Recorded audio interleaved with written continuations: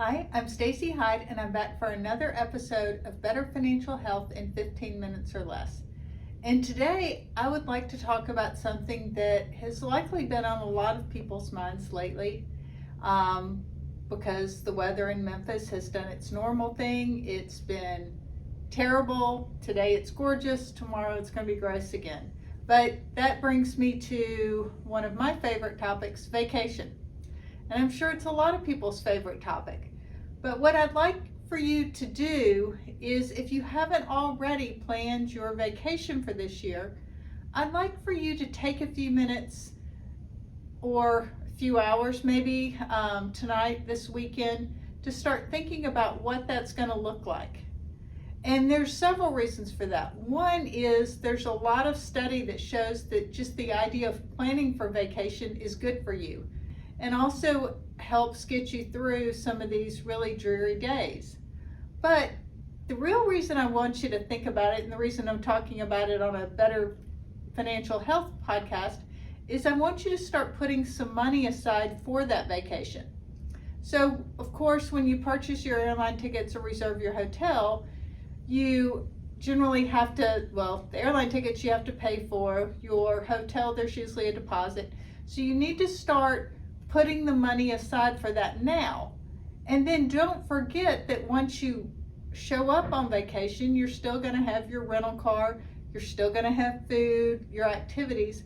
So go ahead and start putting that money aside in an account today, so that when you get ready to take that vacation, the money's already there. Because guess what's going to happen if you don't? You're going to come back and you're going to have the vacation hangover, because you're going to have a huge credit card bill and no money to pay it. And especially with as high as interest rates have gotten on credit cards, that's pretty awful. That's going to make your vacation cost 25% more, if not more than that. So I promise you, you'll have a much better time if you go ahead and each time you get paid, you set some money aside to pay for that vacation. How much, you might be wondering, well, how much should I set aside? It depends on what kind of vacation you're going to take. If you're just going to take a driving trip, well, then you need to budget for gas and hotel and food once you get there.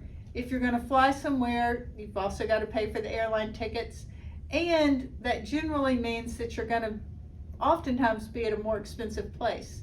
If you're going camping, don't forget you've still got gas, you've still got to pay for your campsite, and you're still going to have some activities. So it depends on how extravagant, or if you're doing smaller ones, maybe several small trips are being planned.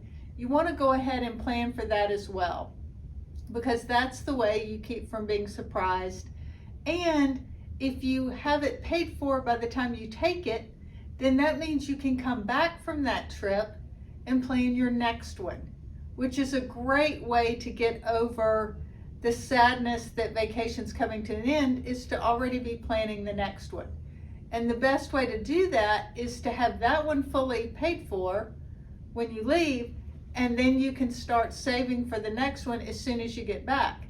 Because if you haven't done that, then you have to take some time to pay off that credit card bill before you can plan and book the next trip, which is not nearly as fun.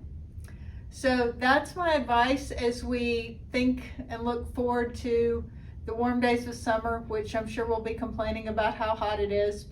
So this has been another episode of Better Financial Health in 15 minutes or less. I'm Stacey Hyde.